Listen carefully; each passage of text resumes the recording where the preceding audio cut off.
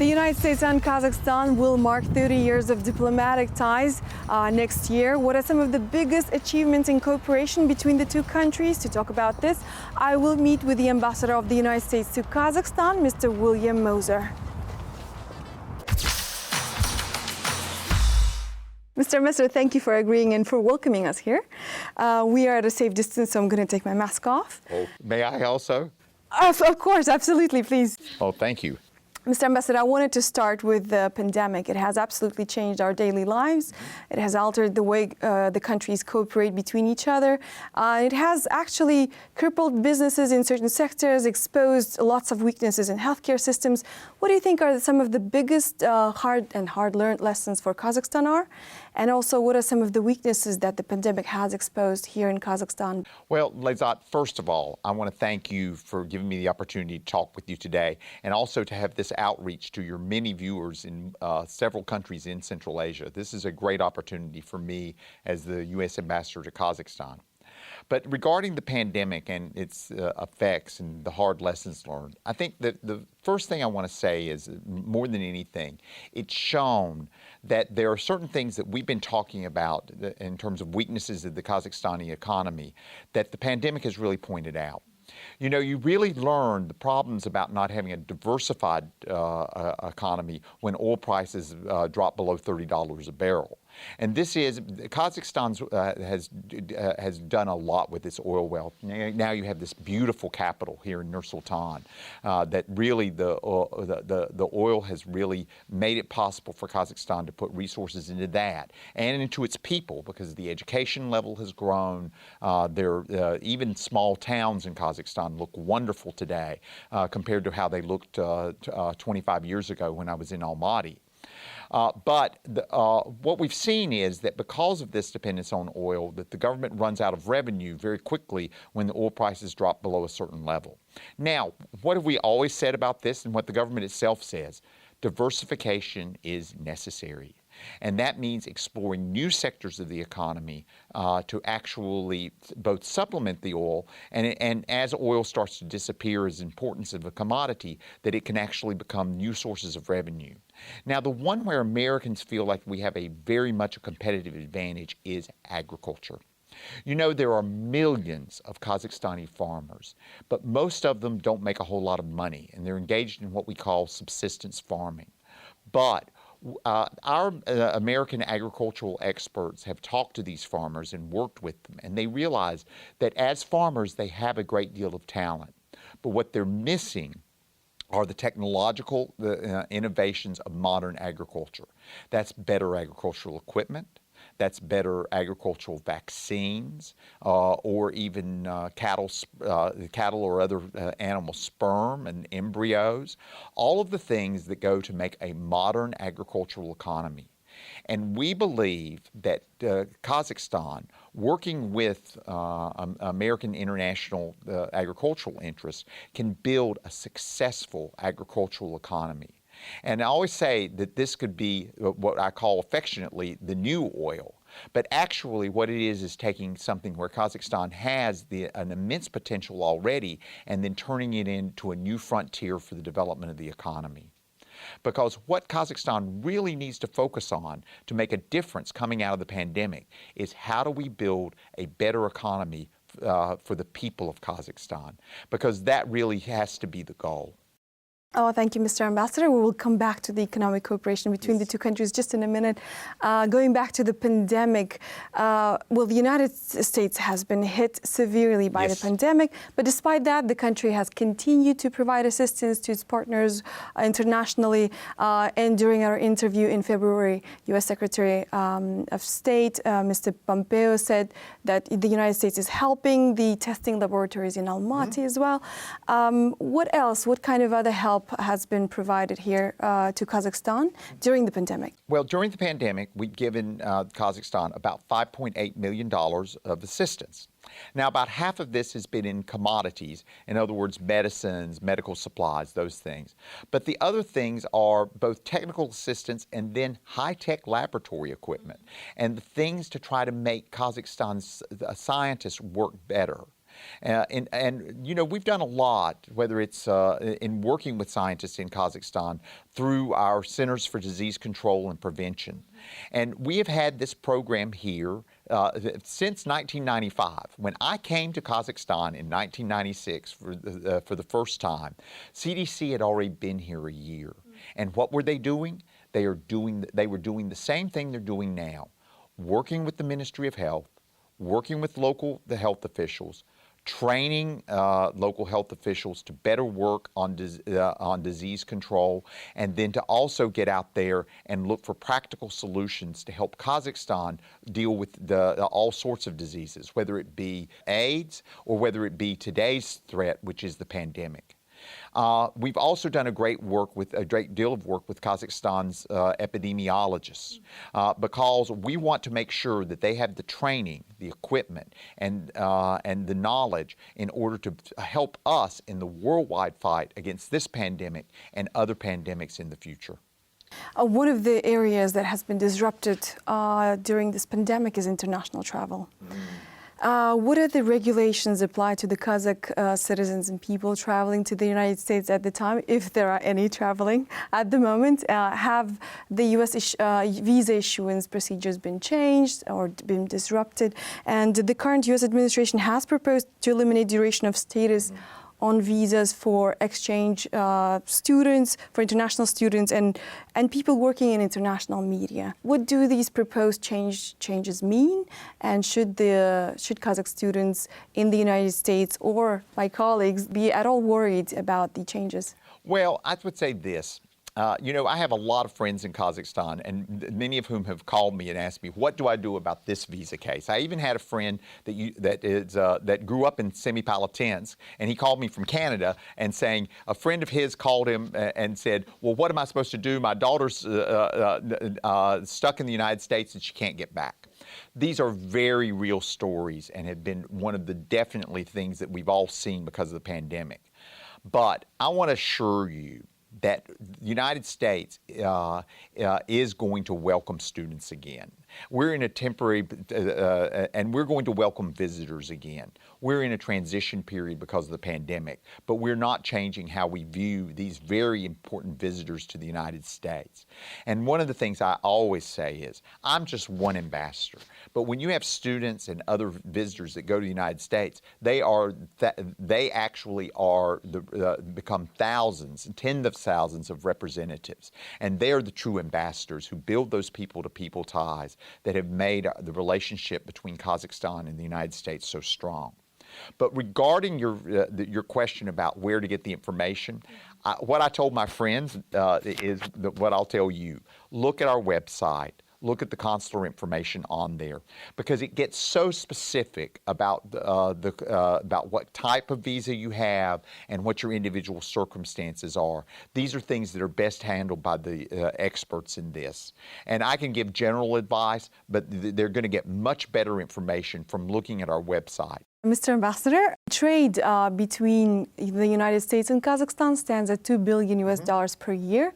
And on both sides, the business people are talking about the ample room for growth. And speaking of the agriculture, Tyson Foods signed a deal on building a beef plant here in Kazakhstan. So there are these big investment projects here in Kazakhstan. Are there any setbacks and barriers due to the pandemic? And how is the economic relationship working out at the moment? Well, to tell the truth, you know, I've talked to Tyson's and also to their partner company, the irrigation company Valmont, during the pandemic, and both of them say that the things have been slowed down because of the pandemic. But at the end of the day, they have not changed their intention to work in Kazakhstan.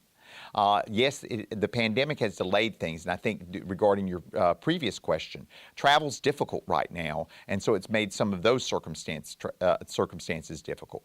But that doesn't mean that U.S. businesses have lost interest in doing business in Kazakhstan. And Lyazzat, we also see other areas where there are possibilities for businesses. I'll give you an example, tourism. One of the ones that I think is just a magnificent potential for Kazakhstan that has not even been explored. You know, last year in May, I went to I think it's Kaldagay National Park, where there are the flamingos. I'd lived in the United States all this time, and I'd been to Florida many times, and I'd always wanted to see a pink flamingo. I had to come to Kazakhstan to see a pink flamingo. But I said this was a wondrous sight. And what a potential for a tourism industry in a town that's in a not that developed part of Kazakhstan. And I say the same thing about the Sharon Canyon, which I also have visited because it's magnificent. And there are many places around Kazakhstan with the right orientation toward making a conducive environment for tourists that Kazakhstan could actually build a modern tourism industry. And then, of course, there's light manufacturing and more investments in agriculture that hold a great deal of potential for Kazakhstan. So I am actually think that if Kazakhstani's leadership is very serious about improving the business climate and trying to do the things that where international investors will want to come to the country, then they can be then Kazakhstan can be successful. The U.S. Chamber of Commerce has announced that the U.S.-Kazakhstan Business Council has just been launched, and its goal is to advance economic and commercial cooperation between the two countries. How do you think that will affect the relationship? Well, I think it's a very good sign that the commercial relationship is growing. You know, Ambassador Kazikhanov, Kazakhstan's ambassador to the United States, and I have talked a great deal about this very topic because we're both very, very excited about the U.S.-Kazakhstan Business Association becoming formally associated with the Chamber of Commerce. And, you know, it represents some of the biggest companies that are already doing business in Kazakhstan: Chevron, Exxon, Citibank. Many of the oil services companies. They're all part of this. John Deere, the agricultural equipment manufacturer. But these are all companies that have very much an interest in the long-term development of the commercial relationship with Kazakhstan. And now having the Business Association as part of the greater Chamber of Commerce umbrella, I think will even give more life into that commercial relationship. And I really do think that it's a good thing for all of us. In fact, I'm actually looking forward to the opening of this new relationship sometime this month. You've spoken about if the Kazakh government actually improves the investment climate, becomes a lot more welcoming and investor-friendly. What do you think are some of the current barriers to that? What are some of the challenges that we're faced with? Where do you see the weaknesses? Well, Lyazzat, let me give you a couple things that I think that the investors talk to me about. One is a long-standing issue that we hope is on the road to correction is the criminalization of the tax code. You know, in Western countries, people are not arrested for tax problems unless there's actual criminal intent involved. And a mistake on a tax form does not necessarily mean a criminal intent. It sometimes can be an innocent mistake. And I've talked about this because the people who have suffered from the companies I talk to are actually Kazakhstanis, because they're the ones that don't want to work for the big companies because the companies have tax bills in the hundreds of thousands, if not millions of dollars. And then when they're personally liable for this, or they could go to jail for this, it's kind of a frightening prospect. So that's something that we think that would be an immediate change that Kazakhstan could do to actually help. Another thing, a recent thing, is we've had a lot of discussion by us and by the Atamekan Business Council about the recycling tax on agricultural equipment. We think that this recycling tax is actually a way to discourage, effective way of discouraging imports of the best technologies that the world has to offer.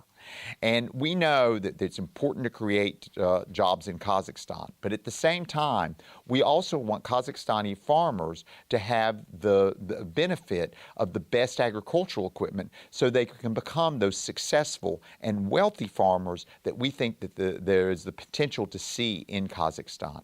So that's another example. Another example of the third example is the environmental code. The draft environmental code treats pollutants from the oil companies different from it treats the same pollutant from mines and other polluters. This is against what the principles of the OECD, which really calls for all pollutants to be treated equally, no matter who the source is or what the source is. So, and we think that this is the kind of discriminatory approach that really hurts international investment. But if I could add just one more thing in the general one, people want to know that there is a firm rule of law in Kazakhstan and that investors will be treated fairly.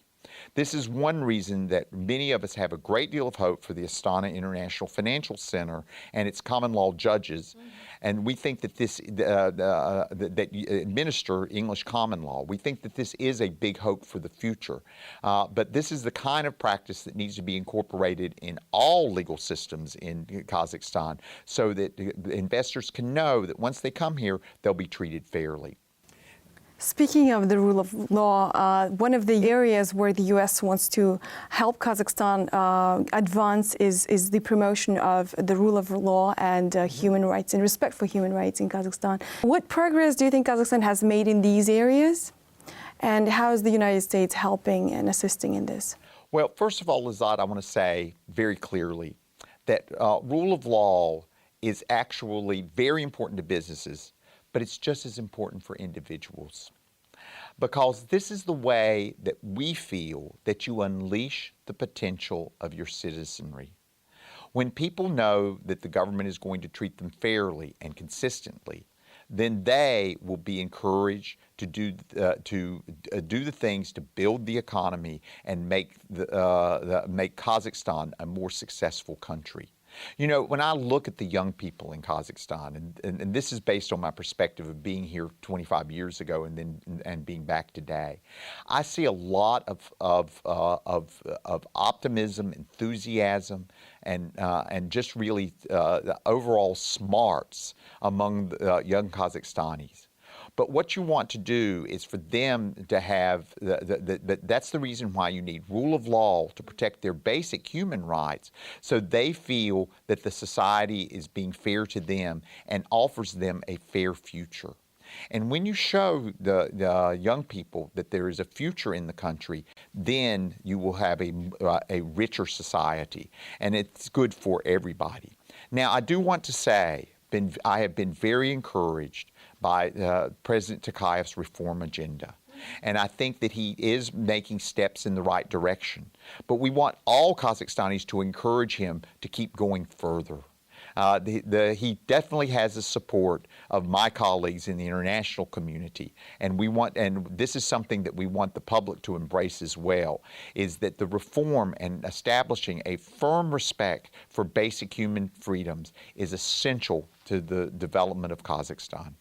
While we are on the topic, I just wanted to know your opinion, your impressions of the ongoing Nur Otan primaries and the peaceful protests. Well, Lyazzat, I am an American, and we are always going to support peaceful protests because it is something that's enshrined in our Constitution, and it's something that we think that is very important for democratic societies. In fact, this is the reason why we want to see not that the protests continue, but we want to make sure that right to protest is respected in Kazakhstan. And of the Nur Otan primaries? Well, the Nur Otan primaries, I think that this, if I can hedge the question, I'll say is we'll wait and see how they work out. It's all brand new. And when you establish a new system like this, sometimes you have to wait to see how it's going to work out. And these are, as I want to say is, you know, we've always supported Kazakhstan's sovereignty, and that means its ability to make its own decisions. And so going to this primary system, I think there are probably some good ideas there, but let's see how they work out in practice. According to the U.S. Central Asia strategy, the United States views Kazakhstan as its partner in fighting against terrorism, enhancing peace in the region, including in Afghanistan. What are some of the joint efforts in this regard? Well, you know, to give you an idea of what we've been doing for a long, long time, we give Kazakhstan about $7 million a year in border assistance. And a lot of that border assistance is there to control dangerous materials, but also to keep terrorists from entering the country. And this is something that we've been doing for over 20 years.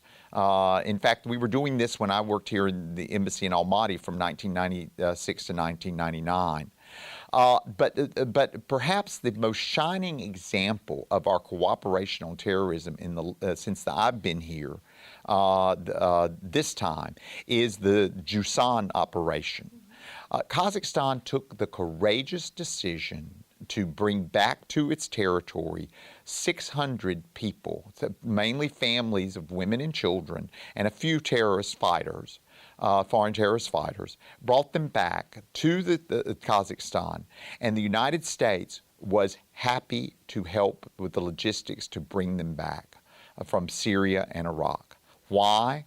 The reason why we were so willing to do this was very simple. Kazakhstan was one of the few countries in the world that had the courage to say, these people are our citizens, and in order for us to fight terrorism, we need to take responsibility for our citizens. And this was a model for the rest of the world, because if every country took this attitude, we could actually go a long way toward defeating the terrorist problem before it starts. Now, we've worked on the logistics, and today we're working on the rehabilitation of the family members. And in fact, we will have a 2-year program that's going to help give advice to Kazakhstan about how to work on this rehabilitation, because we think that this is a priority, and it's somewhere where we and other members of the international community can help. One of your priorities as an ambassador is to help the local partners and the Kazakh government to fight human trafficking. What are the efforts that are taken to fight human trafficking in Kazakhstan? Well, we've had a long-term relationship with Kazakhstan about fighting human trafficking. The problem is that because Washington has not been satisfied with Kazakhstan's progress, Kazakhstan has ended up on what we call Tier 2 watch list. And this means Kazakhstan is under threat of being downgraded to Tier 3, which is where we put the worst countries in the world. But we believe that Kazakhstan can make progress on this. Human trafficking is a scourge. It is a real problem. And one of the things that's happened, Lyazzat, that during the pandemic, there have been work migrants that have gotten trapped in Kazakhstan because they can't get into Russia because of the border closures there, and they can't, many times they can't get back to their home countries. And so this has increased the number of trafficking victims in the country, according to the International Organization on Migration, the IOM, a very, very well-respected UN agency. But what do we want to see out of Kazakhstan? The first thing is they need to do a better job of helping foreign victims of trafficking. Current Kazakhstani law too often is used to deport foreign victims of trafficking before they've had a chance to testify against the criminals. And this is something that Kazakhstan can change in its law and make it better so trafficking victims can actually help us work against the criminals. The other thing is to actually help provide them, let the foreign victims have the same amount of assistance that Kazakhstan very generously gives to domestic victims of trafficking. The second thing is that there are labor migrants in Kazakhstan who are actually trafficking victims. And this is something that Kazakhstan needs to do a better job through its Ministry of Labor to better identify those victims. But the third, and maybe the most important thing, is what Mike Pompeo said when he was here in February. Kazakhstan has to prosecute traffickers. These people are criminals, and Kazakhstan needs to arrest them and bring them to trial. And that's the reason why we put such an emphasis on trying to go after the criminals, because the only way to get rid of trafficking is for it to be treated as a serious crime and to crack down on it. But we believe Kazakhstan can do these things. So I want to remain optimistic. And you know, we've seen some courageous people working on trafficking here. There's a woman in Almaty who runs a shelter, Mrs. Shatayeva. And she has the shelter Rodnik, and it's a non-governmental organization. She knows more about trafficking than I will ever know in my entire life. And she understands the reasons, and she understands the suffering of the victims, and she knows how to work with them, and really work with them, work with the police, work with everyone involved in this situation to make a difference. And it's because of her outstanding work that we awarded her as a tip hero, as a trafficking in persons hero in the last year. And it's definitely a well-deserved award, because she really shows how much one person can make a difference in trying to fight trafficking. Mr. Ambassador, the U.S. Central Asia Strategy 2019-2025 outlines the biggest areas of cooperation between the United States and Central Asia, and it actually talks about Kazakhstan being the regional partner for the country. The American people will vote for a president in November. Yes, in fact, I've already voted. Oh, you have? Yes, I did. I mailed my ballot on Friday. And I actually have a tracking number to show how it goes through the mailing system to get back to the United States. How can a change in administration affect the overall strategy and the attitudes towards Central Asia? Well, Lyazzat, I will say that there are foreign policy changes because of a new administration. But one thing that's remarkable in the 29 years of our relations with the Central Asian states is the consistency of our policy there. Back in 1991, George Bush said it very well, that we respect the territorial integrity, the sovereignty, and the independence of the 5 Central Asian states, and particularly Kazakhstan. And we were the first country to recognize Kazakhstan those 29 years ago. And in that regard, if you look at our Central Asia strategy, it's saying many of the same things that we've said for all of this time, that we want the Central Asian states to be able to defend their own independence. And we want them to work together and to work on that economic integration, also have trade relations with Afghanistan to help it as it comes out of its years of conflict, that we want the Central Asian states to be as strong as they can be. Now, everyone would admit that Central Asia has a challenging neighborhood. It has big neighbors, big and powerful neighbors. But that doesn't mean that Kazakhstan can't work on its own economy and develop and even enhance its own sovereignty and independence. And that's what really the goal of our policy is that we want the Kazakhstani people to know that there are other countries in the world that do want to have good relationships with them and help them build a brighter future. Next year, we will be celebrating 30 years yes, that's right. of diplomatic ties. That's right. What do you see as the biggest achievements of these 30-year relationship? Well, I think the biggest achievement was the one that Mr. First President Joly, Nursultan Nazarbayev, started himself, which was removing the nuclear weapons from Kazakhstan. And the United States was instrumental in helping this to be achieved. And we facilitated during the last 29 years continued protection of dangerous materials here. I went to, last year in May, I went to Kurchatov, and I had a chance to tour the Semipalatinsk test site. And I saw the 270 tons of plutonium that's stored there that came from the BN-350 reactor.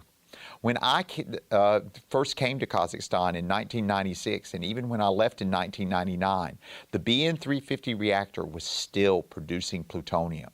What did Kazakhstan do? Kazakhstan said that this was a proliferation threat and it had to go. Giving up the weapons, getting rid of the dangerous materials, and even today we're working on the last highly enriched uranium nuclear reactors that are still in Kazakhstan and switching them to lowly enriched uranium. And then with with this switch, then we will also eliminate another threat of dangerous materials that could be used for very, very dangerous purposes. And Kazakhstan's done an admirable job in this because they really want to reduce the threat to the rest of the world. And there is and that perhaps is maybe the centerpiece of our political security agenda. But what else has been a success? Our development of Kazakhstan's oil wealth has also been a huge success.